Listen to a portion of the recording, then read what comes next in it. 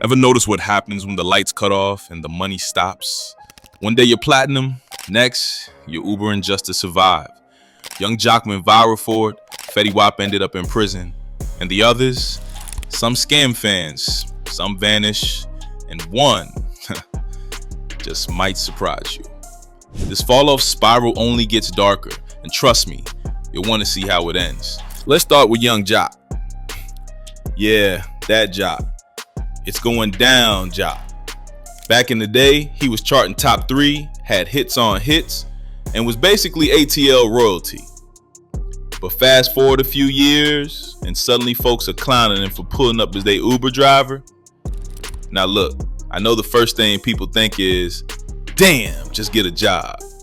But when your face been all over TV and folks still recognize you at gas stations, regular jobs come with extra heat, especially customer service. People don't just want the ride. They want to film you, roast you, go viral off you. And that's exactly what happened. Dude was working with this app called Pull Up and Go, right? Next thing you know, some passengers started recording like, yo, is that Young Joc? Turn around, bruh. Let me post this. It was mad disrespectful. Like, why clown someone for working when you literally needed the ride? And here's where it gets crazy. Joc flipped it. Turns out he wasn't just driving to make ends meet. He owned 30% of the company. He even said it was all a marketing play. Had his people sit in the back seat, troll him, record it, boom, viral moment. All to get eyeballs on the app and show he ain't too proud to hustle. His words, I'll take 30% of $1 billion app over y'all opinions any day. And that's real. But of course, the internet still tried to drag him. Even Lil Baby and 42 Dugg threw shade on We Page saying, I go broke like Joc. And get this, Joc didn't even realize they were dissing him. He was playing the song on his radio show like, yo, this joint fire. Then somebody broke the news and he was like, aw, damn. Still, he stayed cool, no beef, didn't clap back, just brushed it off. These days, Joc said he ain't really trying to rap anymore. He produces, does TV, stays booked, and lets the old hits do the work.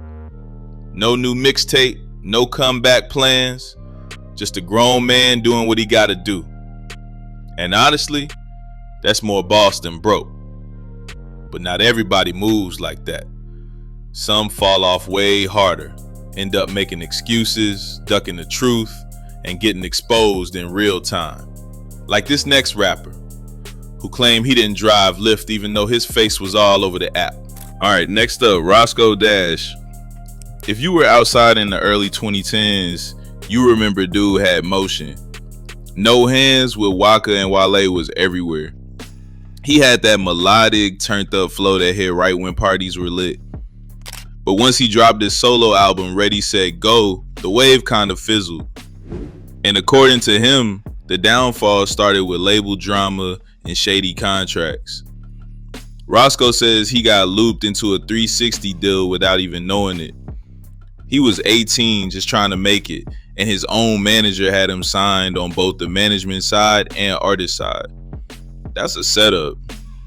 Homie got his publishing, sold the contract off, and dipped. Basically treated Roscoe like a product, got his cut, and tossed him to a furnishing company to finish the job. And if that ain't messed up enough, Roscoe says the dude took his money and used it to start another label, Authentic Empire. Yup, that's Roscoe Dash money. It's giving, thanks for the dreams, now get out the way. So fast forward a few years, you don't hear from Roscoe in a minute. Then boom, in 2017, a random Twitter user calls him out. Says he canceled a Lyft ride and decided to expose Roscoe just for being a driver. Screenshot, profile pic, Tahoe, all that.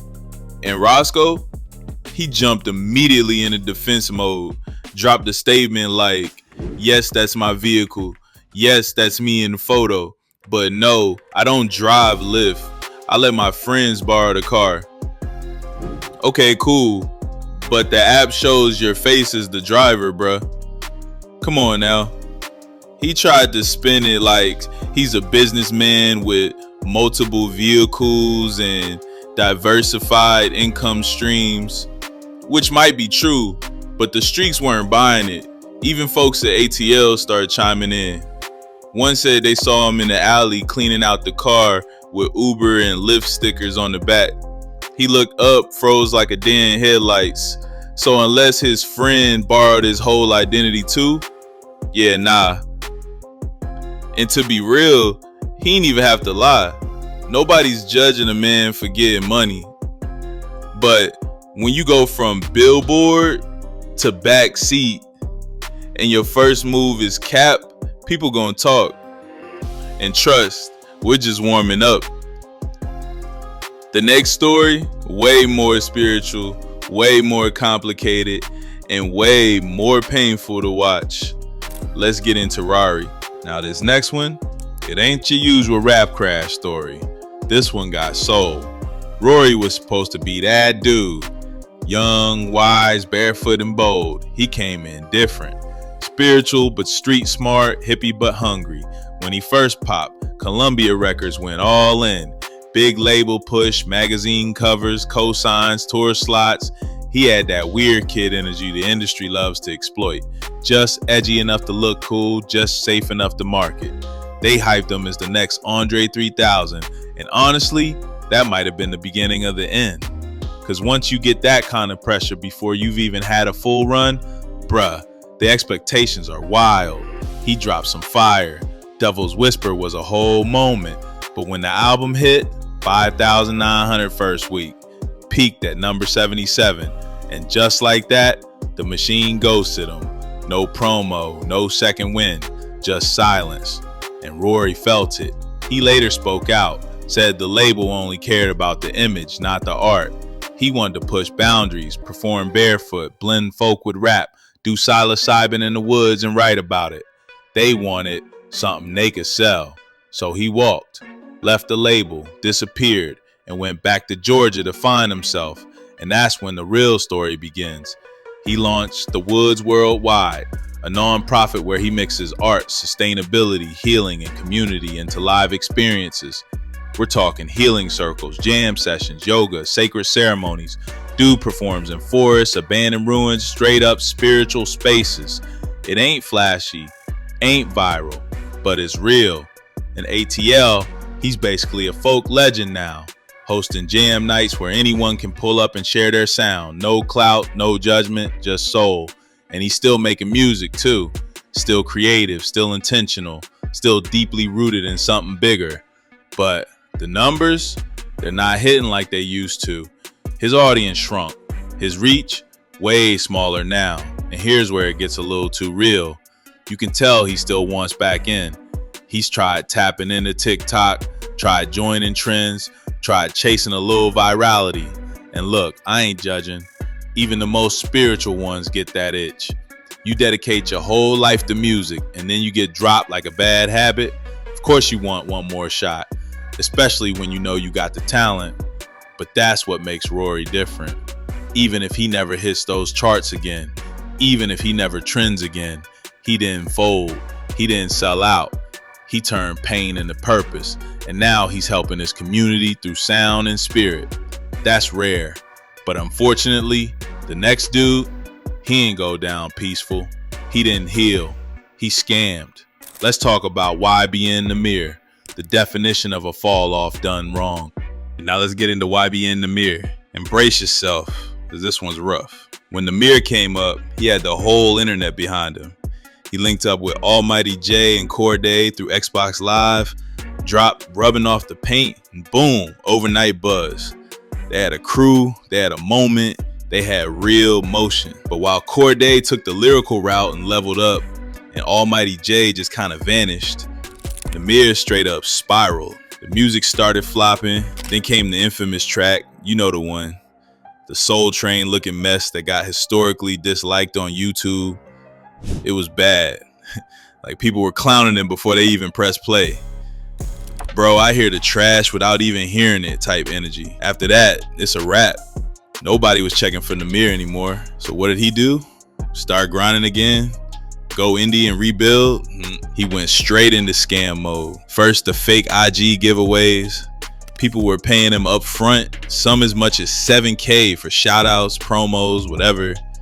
Then, poof, blocked, ignored, ghosted. One fan even exposed the DMs, asked when they were getting their money back, and Nahmir hit him with, "Bro, I've been going through real life. I don't even check DMs like that." Bruh, you had one job. And just when you think it couldn't get worse, Aiden Ross tried to book him for a boxing match on stream. Offered 20K, easy bag, quick promo. Nahmir said nah, he wanted 100K. Aiden laughed, clowned him on stream, and moved on. That's not all though. People started DMing him for features, and screenshots leaked with him asking for 1K features like he was doing Fiverr gigs. Desperate ain't even a word. He was in the DMs like, let's get it, bro, 1K. Then he tried launching beat battles, charging $15 a pop. Claimed he got 650 submissions. But people said the emails weren't even open. Some had mail trackers, no views, straight up cash grab. And if that wasn't grimy enough, he pulled a crypto rug pull too. Hyped it up as a fair launch, then flipped it. Said it was to cover costs and dipped. So now we're talking fan scams, fake contests, and pump and dump crypto schemes. This ain't no misunderstood artist story. This is a dude who took his fan base and turned it into a payday, then ran. And sadly, he ain't the only one from that SoundCloud era doing dirty. It's a whole wave of rappers with big follower counts and zero ethics. Matter of fact, the next rapper turned his IG into a digital flea market, but not before finessing his own supporters too. Next up, Skinny from the 9. Yeah, you probably forgot about him, and honestly, he made that real easy. Back when SoundCloud was running the game, he had a little wave. Tracks like Love Blast and Jump Out with the late PNB Rock gave him just enough heat to build a fan base. But let's be real, he never dropped the project. No album, no tape, just vibes and clout. And when that buzz died, instead of leveling up, he went full scammer mode. Started offering promo to fans and up-and-coming artists, and then ghosting them. People were sending bread for shout-outs, features, whatever, and never heard back. It was a straight finesse. And the crazy part, this man still does it. These days, Skinny's Instagram page looks like the classified ads from a busted newspaper. He co-signs anything. Random crypto coins, bootleg clothing lines, struggle rappers, he'll post it all for a check. It's clear he figured out he couldn't make money off music, so now his account is a full-time billboard. Doesn't matter if it's trash, sus, or fake. If you pay, he'll post it. But here's the thing. When you sell your credibility, you can't buy it back.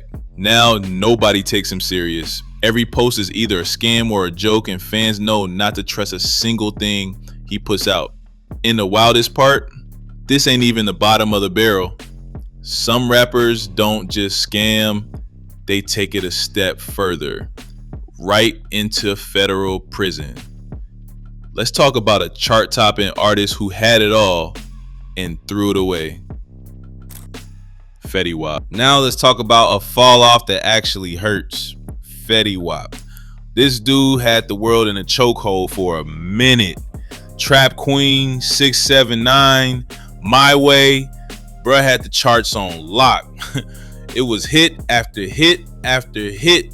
But as fast as he came up, he crashed just as hard. Fetty even said it himself. He saw the drop happening in real time. I was clearing 100K a day. Then one day I woke up and only made 40K. Then 30, then 4. That's when I knew it was over.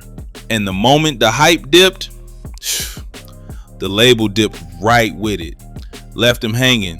No push, no support, no guidance, just silence. His lawyer said the pandemic wiped out his income. No shows, no festivals. Meanwhile, he was getting sued. His tour manager was robbing him blind, and he was going through a divorce. Bills still hitting, Money wasn't. So he made the worst possible decision. He started moving weight. Not metaphorically, we're talking actual drug trafficking. He got caught up in a major federal case. Fed said he was part of a ring moving heroin, fentanyl, and crack across multiple states. This wasn't no petty charge. This was organized, big-time, career-ending crime. And when it all came down, Fetty got hit with a 6-year sentence. He's currently locked up at a low-security prison in Minnesota, from stadiums to cells. That's how fast it can flip when you don't have a plan B and the people around you stop picking up the phone. And look, Fetty wasn't some street kid who never had another option. He was that guy at one point, biggest artist in the country. But the minute the machine stopped printing checks, he panicked. Now he's paying the price. But not every rapper ends up like this. Some of them, surprisingly, figure it out. They pivot, they build, they reinvent. Matter of fact, let's talk about a one-hit wonder who turned clout into career. Now, some good news. Let's talk about a fall off that actually aged well, Trinidad James. Now, if you remember All Gold Everything, you know this man had one of the biggest songs of 2012. Gold chains, gold everything, loud as hell. Dude was everywhere for like 6 months, then gone. People clowned him, called him a one-hit wonder, said his career was done, and yeah, musically, it kind of was. But here's the twist. He didn't fold, didn't scam, didn't whine, didn't end up in jail. Instead, he pivoted, clean. He started popping up on Full Size Run, a sneaker show on Complex that ended up pulling major views. He co-hosts it now, cracks jokes, talks kicks, interviews big names, and the fans love him. When people ask how it happened, he straight up said, "Bro, I didn't even plan it. I was a guest, had fun. My accountant was like, maybe you should do this. I was like, I don't need that money." But he stayed with it, and now he got a whole second life in media. He used that one viral moment in music to open doors in a different lane. And even if he never drops another hit again, he's still relevant, still making money, still out here doing something with that name. And honestly, that's rare. But he's not the only one who got smart after the music faded. One rapper took his checks, his clout, and flipped it into something totally unexpected. Subway franchises. Yup, let's talk about Comethazine. Now this one might surprise you. Comethazine. Yeah, the dude who gave us Walk, pulled all SoundCloud numbers, and always looked like he was 2 seconds away from a fight. He had that wild, chaotic energy, the kind of rapper who dropped 2-minute songs with no hook and still go viral. But here's what people don't know. While most of his SoundCloud peers were out here blowing bags on chains and lean, Comethazine was stacking paper and making plays, real ones. Turns out, before music even popped off, he was hustling hard, worked in a mall food court, did mechanic work, and was still dropping music on the side. He even said, "Bro, I was making more money as a mechanic than half these rappers with deals." And once he got some rap checks, he didn't blow it, he flipped it. Started buying Subway franchises, multiple. He said straight up he's aiming for 35 fat burgers, multiple Subways, and a whole fleet of businesses. Residual income, legacy moves. He still rocks chains, sure, but now he's got cash flow behind it. But even with all that, he ain't exactly the most lovable dude out here. He got a reputation for being rude as hell to fans. People hit him up for features, and he's in the DMs like, "I don't do features, never have, never will, boy." So yeah, he ain't trying to win popularity contests. But that's the difference. He doesn't need to. He's good. He's building long term, and he ain't waiting on another hit to eat. A lot of rappers could have learned from that. But instead of buying a business, they bought into hype. And when the hype died, so did the income. But not everybody who walked away from music dipped into business. One old school rapper fell off quietly and came back with a whole locksmith company. Rap fame don't last forever. When the buzz dies, you either fall apart or evolve. Some of these rappers found new lanes, businesses, nonprofits, real jobs. Others folded, scammed, or landed behind bars. But one thing's clear, the fall off doesn't kill you unless you stop moving. So if you ever find yourself on top, stack your bread, build a backup, and stop acting like the clout will feed you forever. Because when it all fades, nobody's coming to save you. Which of these rappers do you think had the worst fall off? Drop it in the comments. And if you like this video, you'll probably like the one that just popped on your screen. Click now, and I'll see you there. Panda out.